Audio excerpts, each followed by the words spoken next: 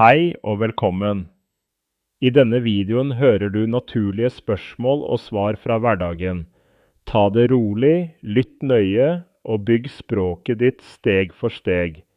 Enkelt, effektivt og nyttig for deg som vil bli bedre i norsk. La oss begynne. Hva pleier du å gjøre om morgenen? Ærlig talt er morgenene mine ganske enkle, men litt faste. Jeg pleier å våkne rundt 7:30, men jeg trykker ofte på slumreknappen 1 eller 2 ganger før jeg faktisk står opp. Det første jeg gjør er å sjekke mobilen. Meldinger, e-post og noen ganger sosiale medier, bare for å få en oversikt. Etter det gjør jeg meg klar for dagen. Jeg liker å holde det enkelt, så jeg tar en rask dusj, kler på meg og lager frokost. Frokosten er ikke noe avansert, ofte bare brød, egg eller kaffe hvis jeg har dårlig tid. Før jeg drar, prøver jeg å tenke litt gjennom dagen. Hva jeg må gjøre, møter eller andre viktige ting. Ikke noe stort, bare så jeg ikke starter dagen helt uforberedt. Hvordan bruker du tiden når du pendler? Når jeg pendler, prøver jeg å bruke tiden litt smart, men ikke alltid. Hvis jeg tar kollektivtransport, hører jeg ofte på musikk eller podcast. Det gjør reisen litt mer behagelig. Noen ganger svarer jeg også på meldinger eller sjekker e-post. Men helt ærlig, ikke hver dag er produktiv. Noen ganger sitter jeg bare og ser ut av vinduet og tenker på ingenting. Det er faktisk ganske nødvendig. Hvis man prøver å være produktiv hele tiden, blir man fort sliten. Hvis det er mye trafikk, kan det bli litt frustrerende, men jeg prøver å ikke irritere meg for mye. Det hjelper jo ikke uansett. Hva pleier du å gjøre etter jobb? Etter jobb trenger jeg som regel litt tid til å slappe av før jeg gjør noe annet. Jeg går ikke rett inn i produktiv modus. Jeg kan for eksempel scrolle litt på mobilen, se noe lett på TV, eller bare sitte stille en stund. Når jeg føler meg litt mer avslappet, gjør jeg enten noe nyttig eller noe jeg liker. Noen dager jobber jeg med å lære noe nytt eller forbedre ferdigheter. Andre dager gjør jeg nesten ingenting. Middag er som regel ganske enkelt. Jeg lager noe raskt, eller bestiller mat hvis jeg er sliten. Resten av kvelden varierer. Noen ganger produktiv, andre ganger veldig rolig. Hvordan pleier du å bruke helgene dine? Helgene er mindre strukturerte, men ikke helt uten plan. Jeg prøver å ikke sove for lenge, ellers føler jeg at dagen forsvinner. Morgenene er roligere enn på hverdager, uten stress. Jeg pleier å dele helgen i 2, litt produktivitet og litt avslappning. Den produktive delen kan være å rydde, planlegge uken, eller gjøre ting jeg ikke rakk tidligere. Den andre delen handler bare om å slappe av, møte venner, se noe, eller bare gjøre ingenting. Noen helger går jeg ut, andre ganger blir jeg hjemme. Det varierer, men jeg prøver å ikke føle at helgen var helt bortkastet. Hva gjør du når du føler deg stresset? Når jeg føler meg stresset, prøver jeg først å ta et lite steg tilbake, I stedet for å presse meg selv mer. Det hjelper sjelden å tvinge seg selv når man allerede overveldet.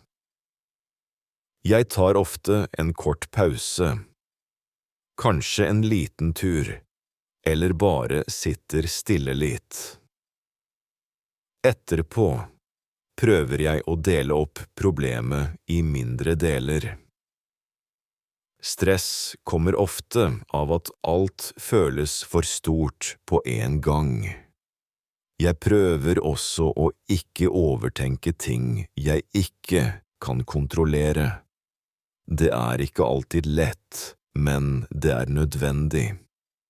Og noen ganger løsningen ganske enkel, å få nok søvn. Ting føles ofte verre når man sliten. Hva pleier du å gjøre når du kommer hjem fra jobb? Når jeg kommer hjem, trenger jeg alltid litt tid til å lande. Jeg går ikke rett I gang med noe krevende.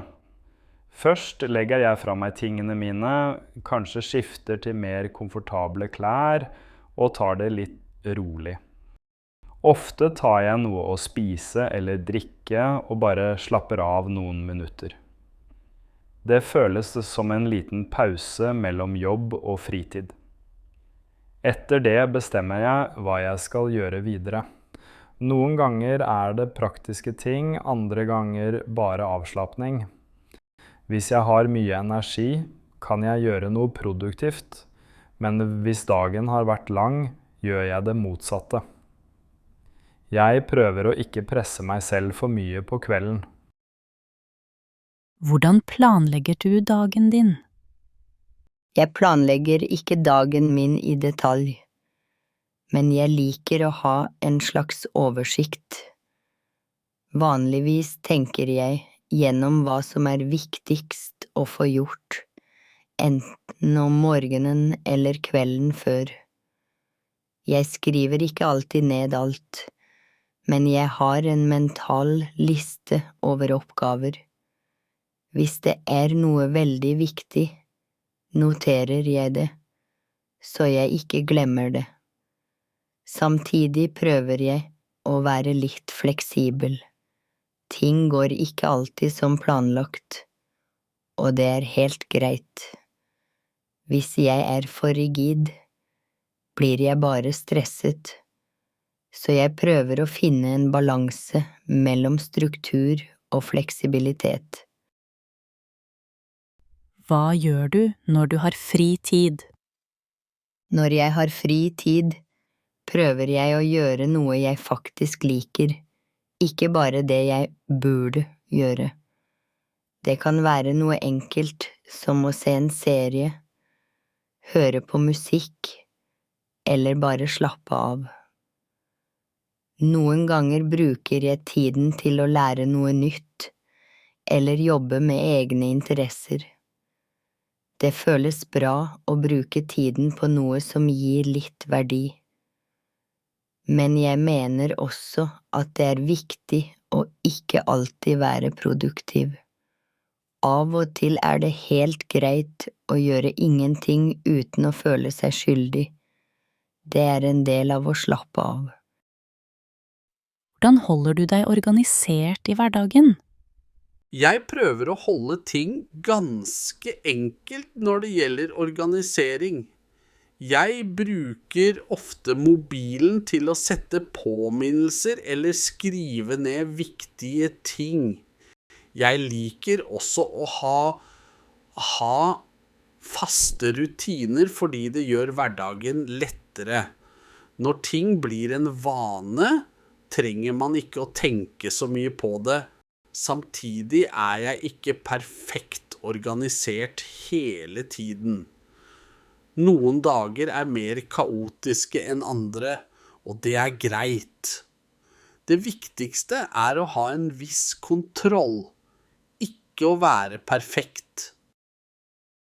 Hva gjør du vanligvis om kvelden før du legger deg? Om kvelden prøver jeg å roe ned tempoet litt. Jeg gjør ikke noe veldig krevende rett før jeg legger meg. Ofte ser jeg på noe lett eller bruker litt sånn tid på mobilen. Noen ganger tenker jeg gjennom dagen hva jeg har gjort og hva jeg må gjøre neste dag. Jeg prøver også å legge meg til en ganske fast tid, men det fungerer ikke alltid. Noen kvelder blir jeg oppe lenger enn planlagt, spesielt hvis jeg er opptatt med noe. Ideelt sett så vil jeg ha en rolig avslutning på dagen, men det skjer ikke hver dag. Hvordan håndterer du travle dager? Når jeg har en travel dag, prøver jeg å fokusere på én ting om gangen I stedet for å tenke på alt jeg må gjøre. Hvis jeg begynner å tenke på alt samtidig, blir det fort overveldende. Jeg prioriterer det viktigste først, og lar mindre viktige ting vente. Det ikke alltid jeg rekker alt, men det bedre å gjøre noen ting ordentlig enn å gjøre alt halvveis. Jeg prøver også å ta små pauser hvis jeg kan. Selv noen få minutter kan gjøre en stor forskjell. Til slutt aksepterer jeg at ikke alt trenger å være perfekt. På travle dager handler det mer om fremgang enn perfeksjon. Hva liker du å gjøre når du vil slappe av? Når jeg virkelig vil slappe av, velger jeg noe som ikke krever for mye energi. Det kan være å se en serie, høre på musikk eller bare ligge og gjøre ingenting. Noen ganger så liker jeg også å gå en tur. Det hjelper å få litt frisk luft og koble av fra alt annet. Jeg prøver å holde det enkelt, ingen planer, ingen stress. Bare gjøre noe som føles lett og avslappende. For meg handler avslappning ikke om å gjøre noe spesielt, men om å gi hjernen en pause.